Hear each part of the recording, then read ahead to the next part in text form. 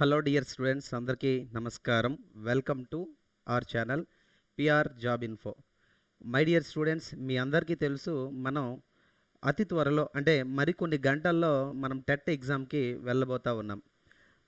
మరికొద్ది గంటల్లో టెట్ ఎగ్జామ్కి మనం ఎలా ప్రిపేర్ అయ్యాం, అంటే ఇన్ని రోజులు మనం ఎలా ప్రిపేర్ అయ్యాం, అదేవిధంగా ఏ ఏ పుస్తకాలు చదివాం, అదేవిధంగా ఏ ఏ బిట్స్ ప్రాక్టీస్ చేసాం, ఇలా మనం తీసుకుంటా పోతే కనుక ఓవరాల్గా మనకి ఎగ్జామ్ టైం అనేది రానే వచ్చింది. మన ఎగ్జామ్కి కొన్ని గంటల సమయం మాత్రమే మనకుంది. ఇప్పుడు మనం ఏం చేయాలా అంటే ఫుల్ స్కోర్ రావాలి అంటే కనుక, ఓకేనా, ఫుల్ స్కోర్ రావాలంటే మనం ఏ ఏ స్టెప్స్ తీసుకోవాలి, అదేవిధంగా ఫుల్ స్కోర్ రావాలంటే ఎగ్జామ్ హాల్లో ఎలా ఉండాలి, అదేవిధంగా మనం నర్వస్ ఫీల్ అవుతూ ఉంటాం. నర్వస్ ఫీల్ అవడం అంటే ఏంటంటే, ఫర్ ఎగ్జాంపుల్ చూడండి, మనకి ఎగ్జామ్ టైమింగ్ వచ్చేసరికి 9 AM అనుకుందాం. మనం 9 AM అనుకుంటే మస్ట్ అండ్ షుడ్గా మీరేంటంటే 8 o'clockకి, ఓకేనా, 8 o'clockకి మీరు ఎగ్జామ్ సెంటర్లో ఉండేటట్టుగా చూసుకోవాలి. చిన్న చిన్నవి మనం ఫాలో అవడం అనేది చాలా చాలా అవసరం. అయితే ఇక్కడ టెట్ ఎగ్జామ్కి వెళ్ళే అభ్యర్థులు ఎవరైతే ఉన్నారో మీకు చాలా చాలా ఫాలో అవ్వాల్సినటువంటి అంశాలు ఉన్నాయి. ఇప్పుడు మన ఎగ్జామ్కి వచ్చేసరికి ఓవరాల్గా 150 మార్కులు, అంతే కదండి. 150 మార్కులు అనేది మన ఎగ్జామ్ ఉంది. ఇక్కడ సబ్జెక్టులు తీసుకుంటే తెలుగు ఉంది, ఇంగ్లీష్ ఉంది, మ్యాథ్స్ ఉంది, అదేవిధంగా సైన్స్ ఉంది, అదేవిధంగా సోషల్ ఉంది, అదేవిధంగా సైకాలజీ ఉంది. సో ఓవరాల్గా తీసుకుంటే ఇక్కడ మనకి దాదాపుగా 3, 4, 5, 6 సబ్జెక్టులు ఉన్నాయన్నమాట. 6 సబ్జెక్టులు ప్లస్ మనకేంటంటే మెథడ్స్ సబ్జెక్ట్స్ కూడా మనకున్నాయి. కొన్ని గంటల సమయం అనేది మనకుంది. కొన్ని గంటల సమయం ఉండేటప్పుడు మనం ఎగ్జామ్కి ఎలా సిద్ధపడాలి అంటే మీకు అనిపిస్తుంది ఇప్పుడు ఏంటంటే ఆల్రెడీ మీరు కంప్లీట్ చేసినటువంటి టాపిక్స్ ఉన్నాయి అంతే కదా. అంటే జనరల్గా మ్యాథ్స్ కానీ, లేకపోతే సైన్స్ కానీ, లేకపోతే ఈవీఎస్, అదే ఈవీఎస్ అంటే సైన్స్ అండ్ సోషల్ కదా. సో ఓవరాల్గా కంప్లీట్ చేసినటువంటి టాపిక్స్ ఉన్నాయి. మీరు ఎగ్జామ్కి వెళ్ళే ముందు ఏం చేస్తారంటే టోటల్గా రివిజన్ చేయాలి అనే ఒక ప్రయత్నంలో ఎగ్జామ్కి వెళ్ళే ముందు రోజు మీరు ఏం చేస్తారంటే ఓవరాల్గా ఒక 2 AM దాకానో లేకపోతే 1 AM దాకానో నిద్ర లేకుండా మీరు దాని మీద రివిజన్ పెట్టే ప్రాసెస్ అనేది పెట్టుకుంటారన్నమాట. నేనేమంటానంటే యాజ్ ఎ టీచర్గా నేను మీకు ఏం చెప్తా అంటే ఖచ్చితంగా మీరైతే కనుక ఎగ్జామ్ రేపు ఉంది కాబట్టి ఈరోజు ఏం చేయాలంటే ముందు రోజు ఏం చేయాలంటే మీరు ఎట్టి పరిస్థితుల్లో 9 PMకి నిద్రపోవడానికి ప్రయత్నించండి. 9 గంటల కల్లా నిద్రపోయినట్టు చూసుకోండి. అండ్ ప్లెంటీగా మనకేంటంటే కంప్లీట్గా ఒక 7 to 8 అవర్స్ లేదా ఒక 7 to 8 అవర్స్ స్లీప్ అనేది ఉండేటట్టుగా మీరు ప్లాన్ చేసుకోండి. అలా అయితే కనుక మీకు ఎగ్జామ్కి వెళ్ళేటప్పుడు ఎలాంటి నర్వస్నెస్ ఫీల్ అవ్వకుండా దాంతో పాటుగా ఎగ్జామ్కి వెళ్ళేటప్పుడు పీస్ ఆఫ్ మైండ్తో మీరు వెళ్ళగలుగుతారనమాట. ఇంకొకటి ఏంటంటే ఎగ్జామ్ హాల్కి మీకు కావాల్సినటువంటి ఏవైతే వస్తువులు ఉంటాయో, ప్రొవిజనల్స్ ఉంటాయో, ఫర్ ఎగ్జాంపుల్ ఎగ్జామ్కి కావాల్సిన ఏంటంటే ఐడి ఒకటి కావాలి, అదేవిధంగా హాల్ టికెట్ ఒకటి కావాలి. ఐడి హాల్ టికెట్ అని ముందు రోజు మీరు రెడీ చేసుకోవాలి. అదేవిధంగా ఇంకోటి ఏంటంటే ఎగ్జామ్ సెంటర్ యొక్క అడ్రస్ అనేది ముందు రోజు ప్రాపర్గా తెలుసుకుంటే మీరు పూర్తి స్థాయిలో ఎలాంటి తొందర లేకుండా వెళ్ళడానికి అవకాశం ఉంటుంది. ఇదంతా ఒకటైతే కనుక మీరు మంచి స్కోర్ తెచ్చుకోవాలంటే ఏం చేయాలి సార్ ఇక్కడ అంటే కనుక మీరు ఎగ్జామ్కి వెళ్ళే ముందు ఇన్ని రోజులు మీరు ఏవైతే చదివారో దానికి సంబంధించి మీరు ఏమన్నా షార్ట్ నోట్స్ రాసుకుంటే ఆ షార్ట్ నోట్స్ మాత్రమే చదవండి. ఎవరు టెక్స్ట్ బుక్లను టచ్ చేసే ప్రయత్నం అనేది ఇప్పుడు చేయకూడదు. అండ్ అదేవిధంగా టెక్స్ట్ బుక్లో చూడండి, టెక్స్ట్ బుక్లో కంటెంట్ ఎవరు ఇప్పుడు చదివే ప్రాసెస్ పెట్టుకోవద్దు. కానీ మీకు టెక్స్ట్ బుక్లో ప్రతి పేజ్లో లేదా ప్రతి పాఠంలో కూడా మీకు తెలుసా అని చెప్పేసి ఇస్తాడు. దాన్నే ఇంగ్లీష్లో డూ యూ నో అని చెప్పేసి ఒక బ్లాగ్ అనేది ఇవ్వడం జరుగుతూ ఉంటుంది. సో ఈ డూ యూ నో అనేది ఎక్కడుందో ఖచ్చితంగా డూ యూ నోలు చదువుకుని వెళ్ళండి. రెండోది ఏంటంటే మీకు తెలుగు టెక్స్ట్ బుక్ దగ్గర నుంచి ఈవీఎస్ దాకా ప్రతి లెసన్లో కూడా మిస్సిలేనియస్ బిట్స్ ఏం చేస్తారంటే చిన్న డబ్బా ఇచ్చి ఈ డబ్బాలో డేటా అనేది ఇవ్వడం జరుగుతుంది. For example child help line number అని చెప్పేసి, ఎమర్జెన్సీ నెంబర్ అని చెప్పి, ఫర్ ఎగ్జాంపుల్ మనకి ఎస్ఎంఎస్ అని అనుకుంది 7వ తరగతి సైన్స్లో శానిటేషన్, అదేవిధంగా మాస్క్, సోషల్ డిస్టెన్స్ అని చెప్పేసి శానిటైజర్ అని పిలుస్తూ ఉంటారు కదా.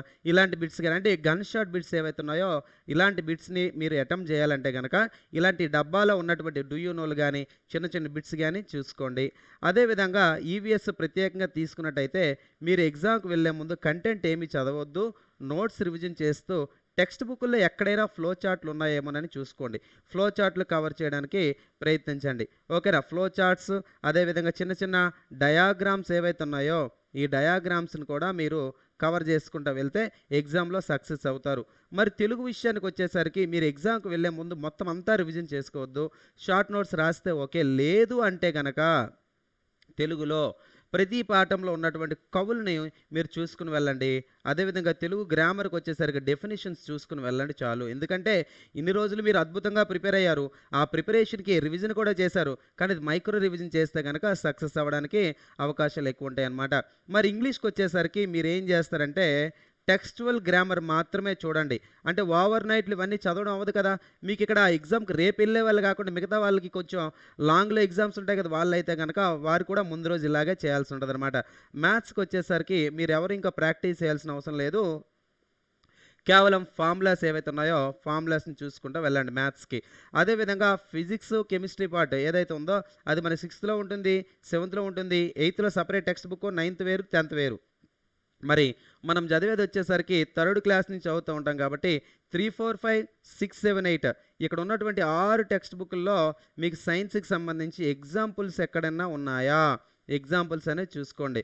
అదేవిధంగా న్యూమరికల్ వాల్యూస్ న్యూమరికల్ వాల్యూస్ అంటే ఈ నంబర్‌తో కూడినటువంటి బిట్స్ ఏవైతే ఉన్నాయో, నంబర్‌తో కూడినటువంటి బిట్స్ చూసుకుంటారు.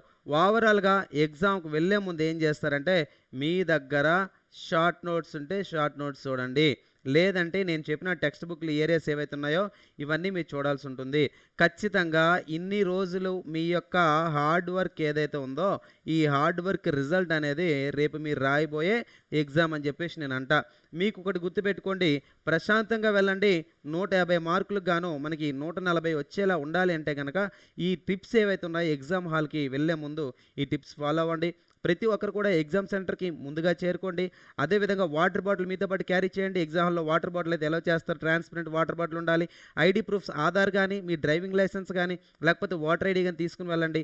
దాంతో పాటు మస్ట్ అండ్ షుడ్‌గా హాల్ టికెట్ క్యారీ చేయాలి. హాల్ టికెట్ క్యారీ చేసినప్పుడు కూడా చూడండి, మీరు ఎందుకన్నా మంచిది హాల్ టికెట్ తీసుకపోతే దాంతో పాటుగా ఒక జిరాక్స్ కాపీ కూడా తీసుకొని వెళ్ళండి. ఎందుకు అంటే మీకేమైనా మిస్టేక్స్ స్పెల్లింగ్స్‌లో గాని, లేదా మీ పేరులో ఏమైనా చిన్న చిన్న తప్పులుంటే గనక కన్సిడర్ చేసే ప్రాసెస్‌లో జిరాక్స్ అవసరం ఉంటుంది. లేదా అలాంటి సందర్భాలు ఏమైనా వస్తే ఎగ్జామ్ సెంటర్ దగ్గర ఒక లెటర్ మీ చేత రాయించుకొని లోపలికి పంపించే పరిస్థితి కూడా కనిపిస్తూ ఉంటది. కాబట్టి ఎవరు నెర్వస్‌గా ఫీల్ అవ్వాల్సినటువంటి అవసరం లేదు. 30 మినిట్స్ ముందు 30 మినిట్స్ ముందు మీరు ఎగ్జామ్ హాల్‌కి వెళ్ళిపోయినట్టయితే గనక, కనీసం 30 మినిట్స్ ముందు ఎగ్జామ్ హాల్‌కి వెళ్ళిపోతే ప్రశాంతంగా ఉండొచ్చనమాట. ఈ నైట్ ఏదైతే ఉందో, ఈరోజు నైట్ మీరు ఏదైతే ప్రిపేర్ అవుతా ఉంటారో చాలామంది చేసే తప్పేంటంటే, చాలామంది ఎగ్జామ్ సెంటర్స్ దగ్గర కూడా వీరు ప్రిపేర్ అవుతున్నటువంటి బుక్స్ ఏవైతే ఉన్నాయో, ఎగ్జామ్ సెంటర్ కూడా బుక్స్ తీసుకొని వెళ్తా ఉంటారు. So, don't carry any such type of books for your examination. Because ఎగ్జామ్‌కి వెళ్ళే ముందు చాలా పీస్‌ఫుల్‌గా మనం ఉండాలి. పీస్‌ఫుల్‌గా లేకుండా ఎగ్జామ్‌కి తొందరగా వెళ్తే ఆ నెర్వస్‌నెస్‌లో ఏమవుతుందంటే కొన్ని ఇంపార్టెంట్ బిట్స్ మీకు మిస్ అయిపోయే అవకాశం కనిపిస్తా ఉంటది. ఈరోజు మరొక అంటే గుర్తుంచుకోవడానికి గాను ఒక ఇంపార్టెంట్ ఫ్లో చార్ట్ మీకు చెప్తాను. చెప్పే ప్రయత్నం చేస్తాను. ఓకేనా? సో, ఇప్పుడు మీరు అర్థం చేసుకోవడానికి ప్రయత్నించండి. సో, ఈరోజు మనం చాలా ఫ్లో చార్ట్స్ మనకి సైన్స్‌లో ఉంటాయి. చాలా ఫ్లో చార్ట్స్‌లో ఏందంటే, మనం సింపుల్‌గా ఒక చిన్న అంశాన్ని నేను మీకు చెప్పే ప్రయత్నం చేస్తాను. ఎందుకంటే రేపు ఎగ్జామ్‌కి వెళ్ళే ముందు ఈరోజు నైట్ మీరు రివిజన్‌లో భాగంగా ఇలా చిన్న ఫ్లో చార్ట్స్ ఏవైతే ఉన్నాయో, ఆ ఫ్లో చార్ట్స్‌ని ఒకసారి మీరు చూసుకుంటే సరిపోద్దనమాట. ఫ్లో చార్ట్స్ అంటే ఇంకేమీ కాదండి. మనకి ఆ 8దో తరగతి దాకా మీరు ఎలాగో టెక్స్ట్ బుక్స్ మీరు చదువుకుంటారు. అంతే కదా! 8దో తరగతి దాకా. మరి 8దో తరగతి దాకా ఉన్నటువంటి టెక్స్ట్ బుక్స్‌లో ఎక్కడైనా ఫ్లో చార్ట్స్ ఉన్నాయా? లేకపోతే ఏంటనేది ఒకసారి స్టడీ చేసే ప్రయత్నం చేద్దాం. ఓకేనా? అయితే అందులో భాగంగా ఈరోజు ఒక చిన్న ఫ్లో చార్ట్ అండి. 9వ తరగతి లింక్‌తో టెట్‌లో ఇచ్చే బిట్స్‌కొచ్చేసరికి మనకి టెట్‌లో 9వ తరగతి లింక్ ఇచ్చే బిట్స్‌లో భాగంగా మనకి కణజాలాలు అంటారు. అవునా? కణజాలాలు. కణజాలాలు అంటే ఇంగ్లీష్‌లో టిష్యూస్ అని చెప్పేసి అంటారండి. ఈ కణజాలాలు సాధారణంగా మొక్కలలో ఉంటాయి. అదేవిధంగా ఇవి సాధారణంగా జంతువుల్లో కూడా ఉంటాయి. ఈ మొక్కల్లో ఉన్నటువంటి కణజాలాలు ఏవైతే ఉన్నాయో, మొక్కల యొక్క పెరుగుదలకు ఉపయోగపడతా ఉంటాయి. అందులో మొదటిది ఏంటంటే, విభాజ్య కణజాలం అని చెప్పేసి మనం ఏమని పిలుస్తామండి? విభాజ్య కణజాలం. విభాజ్య కణజాలం అనేది ఏదైతే ఉందో, ఇది మనకి 3 రకాలుగా ఉంటదనమాట. అగ్ర విభాజ్య కణజాలం మెరిస్టెమాటిక్ టిష్యూ అంటారు. అండ్ మనకి కణాంతర దట్ మీన్స్ ఏంటంటే ఇంటర్నోడల్ మెరిస్టెమ్ అంటారు. అదేవిధంగా మనకి లోపల అంటే ఓవరాల్‌గా మొక్కకి కింది భాగంలో, అదేవిధంగా పెరుగుదల పార్శ్వ విభాజ్య కణజాలం అని చెప్పి 3 పేర్లతో పిలుస్తారు. ఈ విభాజ్య కణజాలం అనేది పెరిగి పెరిగి ఏమవుతుందండి? విభేదనం చెందుతుంది. దాన్ని ఇంగ్లీష్‌లో we can say that is differentiation of the cells. విభేదనం అంటే ఏం లేదు ఇక్కడ. విభేదనం అంటే సెల్ డివిజన్ అని చెప్పేసి మనం అంటాం. ఇక్కడ సెల్ డివిజన్ అంటే మొక్కల యొక్క పెరుగుదలలో ఉపయోగించే సెల్ డివిజన్ ఏదంటే సమవిభజన. దాన్ని మైటోసిస్, మియోసిస్ అని మనం చదువుకున్నాం కదా! సో, ఇట్లాంటివి కనబడతా ఉంటాయి. ఇది మనకి టెక్స్ట్ బుక్‌లోంచి ఔట్ ఆఫ్ అనమాట. మరి విభాజ్య కణజాలం పెరిగి పెరిగి కొన్ని రకాల సింపుల్ పర్మనెంట్ సరళ శాశ్వత కణజాలాలుగా మారుతాయి. ఉదాహరణగా మొదటిది పారెన్కైమా. పారెన్కైమా ఏం చేసిద్దండి? ఫుడ్‌ను స్టోర్ చేస్తది. తర్వాత కొలెన్కైమా అని చెప్పి అంటాం. ఏమంటామండి? కొలెన్కైమా. ఈ కొలెన్కైమా ఏం చేస్తుంది సార్ అంటే మొక్కలు వంగే గుణాన్ని ఏర్పరిచేవి కొలెన్కైమా. మొక్కలు వంగడం కాదు, కాండాలు. తర్వాత ఏరెన్కైమా. తర్వాత ఏదండి? ఏరెన్కైమా. ఏరెన్కైమా అనేసరికి ఏందంటే నీటిలో తేలియాడే మొక్కలు, నీటి మొక్కలు ఏవైతే ఉన్నాయో నీటి మొక్కల్లో కనిపిస్తూ ఉంటది. తర్వాత వచ్చేసరికి స్క్లెరెన్కైమా. ఓకేనా? స్క్లెరెన్కైమా.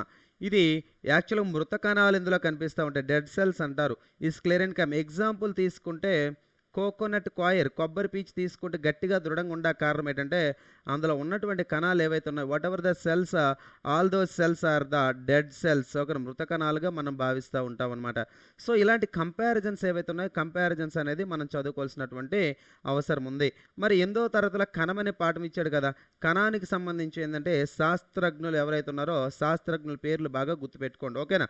అంటే మనకి రాబర్ట్ హుక్ అని ఒకే ఒక శాస్త్రవేత్త పేరుంటుంది. మరి దాని కంటిన్యూషన్ 9థ్‌కి వచ్చేసరికి రాబర్ట్ బ్రౌన్ అని, అదేవిధంగా లీవెన్ హుక్ అని, అదేవిధంగా పర్కుంజీ అని, అదేవిధంగా స్వాన్ అని, అదేవిధంగా స్లేడన్ అని, ఓకేనా? ఇలా రకరకాల పేర్లు. మరి అదేవిధంగా 9థ్ క్లాస్ టెక్స్ట్ బుక్‌లో అయితే క్యామిల్లో గాల్గి అని. ఇవి చాలా ఇంపార్టెంట్ టెట్ పాయింట్ ఆఫ్ వ్యూలో మ్యాచింగ్స్ రూపంలో గానీ, డైరెక్ట్ బిట్స్ రూపంలో గానీ ఇచ్చే అవకాశాలున్నాయి. సో, ఈరోజు రాత్రి మనకున్నది గంటల సమయం కాబట్టి ఈ షార్ట్ నోట్స్ అనేది మీరు తీసుకుంటే 100% షార్ట్ నోట్స్ ప్రిపేర్ అవ్వండి. మీరు రాసుకున్న నోట్స్ రాసుకోకపోతే గనక టెక్స్ట్ బుక్‌లో ఉన్నటువంటి మీకు చెప్పాను టెక్స్ట్ బుక్‌లో ఉన్నటువంటి మీకు తెలుసా? అదే డూ యూ నో అంటారు. చిన్న చిన్న బిట్స్ గానీ, నంబర్స్‌తో ఉన్నటువంటి ఏవైతేనో గుర్తుపెట్టుకోండి. And you must have the 7 to 8 hours of sleep to right exam peacefully. అది చాలా చాలా important. It is very important. So, don't forget this and remember all those things. ఓకేనా? ఎగ్జామ్ హాల్‌కి హాఫ్ అన్ అవర్ ముందు వెళ్ళడానికి ప్రయత్నించండి. ఓకేనా? ఇంకా ఏమన్నా సందేహాలున్నా గానీ, లేకపోతే ఎలాంటి డౌట్స్ లేకపోతే ఇంకేమైనా క్లారిటీస్ మీకు కావాలంటే గనక కామెంట్ బాక్స్‌లో యూ కెన్ టెక్స్ట్ అస్. మీరు టెక్స్ట్ చేయండి. ఖచ్చితంగా we will respond it on time. Right? Thanks for watching this video. Thank you very much.